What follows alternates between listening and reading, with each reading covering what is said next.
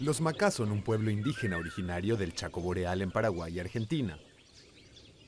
Actualmente, según los censos, más del 70% de la población Macá ocupa principalmente áreas urbanas. Los datos también indican que la población Macá se encuentra en constante crecimiento.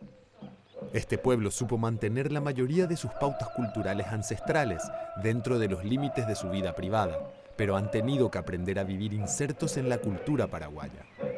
La identidad Macá es tan característica y llamativa para el occidental que fueron muchas veces retratados en documentales y películas.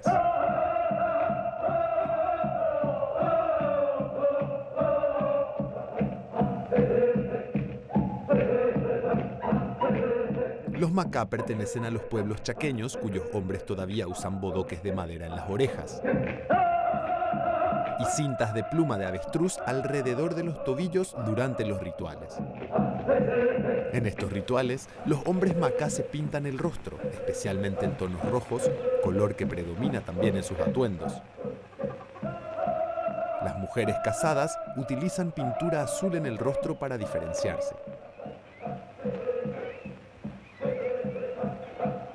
Las decisiones son tomadas en consenso por la comunidad, así como la elección de los líderes.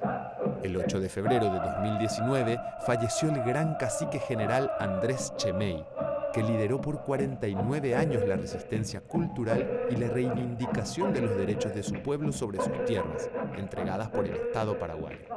Chemey será recordado por su pueblo y por la historia como el líder que luchó incansablemente por la defensa de los derechos y de la cultura Macá. Tradicionalmente, la economía de este pueblo estaba basada exclusivamente en la caza, agricultura, pesca y recolección. Actualmente también se dedican a la cría de ganado, especialmente ovino y cabras.